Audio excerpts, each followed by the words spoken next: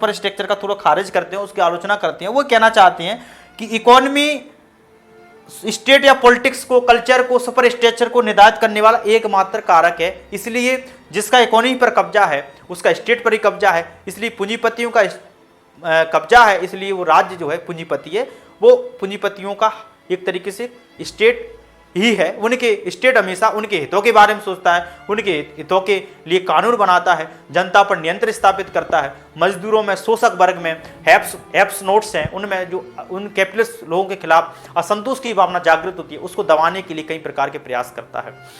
जैसे ग्रामसी ने civil society के माध्यम से बताया ना कि कैसे नियंत्रण स्थापित करता है कॉन्शियसनेस पर, जो इसके कारण लोग क्रांति ना करें, वर्ग संघर्ष में भागीदारी ना करें।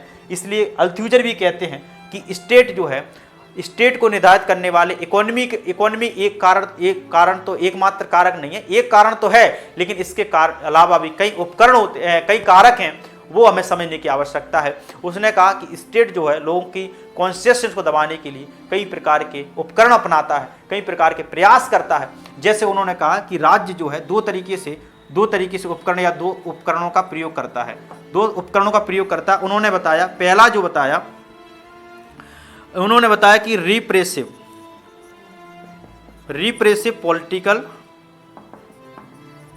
एक तरीके से अल्थ्यूजर ग्रामसी की तरह ही है, ग्रामसी के समान ही है, पॉलिटिकल रिप्रेसिव अपार्टस। अपार्टस मतलब होता है ये दमनकारी राजनीतिक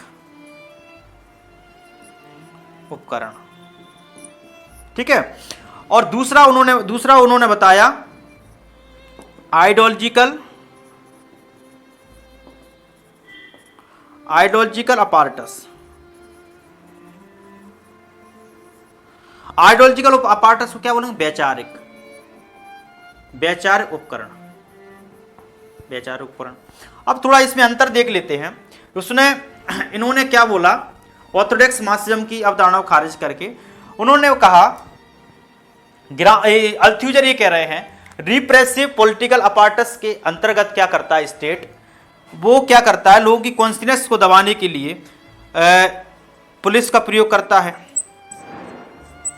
लॉ का प्रयोग करता है, कोर्ट्स का प्रयोग करता है।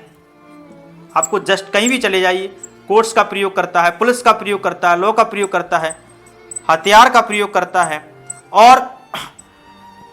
और किसका प्रयोग करता है? आर्मी का उपयोग करता है। पैरामिलिट्री फोर्स के माध्यम से, आर्मी के माध्यम से कैपिटलिस्ट लोग क्या करता है, ये कैपिटल स्टेट क्या करता है, लोगों की कॉन्शियसनेस को दबाने के लिए, किसको? असंतोष को दबाने के लिए, क्या करता है? इनका प्रयोग करता है। इन सब ये रिप्रेसिव मतलब दमनकारी, पॉलिटिकल, राजनीतिक और उपकरण रिप्रेसिव का क्या करता है? प्रयोग करता है। क्यों? दबाने के लिए। क्यों? जिसके लोग क्या करें? क्रांति ना करें, जिससे लोग क्रांति ना करें, उनके अंदर कॉन्शियसनेस, ये सब चेतना का विकास नहीं हो पूंजीवाद के खिलाफ, ऐसा स्टेट करता है। और वैचारिक आइडियोलॉजी के अंतर्गत वही आपको मीडिया, चर्च,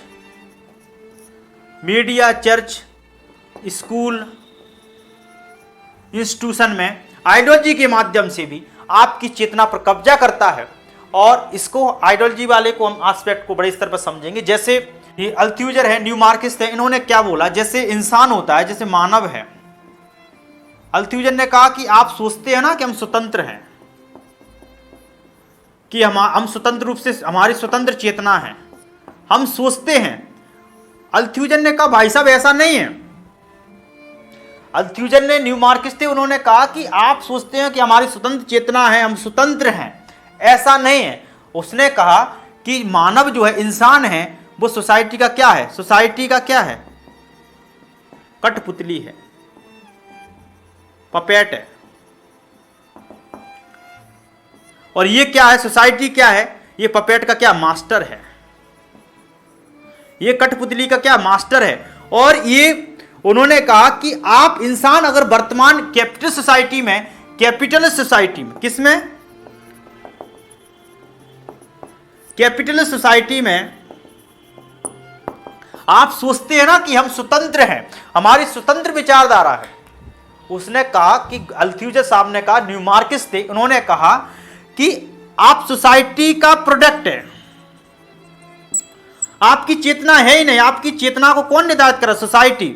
क्योंकि कैपिटलिज्म ने, कैपिटल सोसाइटी ने इस तरीके से इन्वायरमेंट तैयार किया है, वो आपकी आइडियोलॉजी पर, आपकी आइडियोलॉजी पर कब्जा उसने कर लिया, आपकी चेतना पर कब्जा उसने कर लिया, आपकी चेतना पर विकसित कब्जा कर लिया। वो आपके अंदर जो चेतना पैदा हो रही है, वो चेतना पूंजीवादी चेतना है, वो कभी जो है उसके खिलाफ हो ही नहीं सकती। वो आपके अंदर जो चेतना विकसित की जा रही है, वो पूंजीवाद को उखाड़ने वाली नहीं, क्रांति करने वाली नहीं, आपको इस तरीके से आपको वो चेतना, इसलिए क्योंकि वो आपके असंतोष को दबा सके और असंतोष को दबा सके, और इसलिए आप क्रांति के लिए अग्रसर ना हो, क्रांति का नेतृत्व ना करें, उसके खिलाफ बोल ना पाए, कैपिटलिज्म के खिलाफ।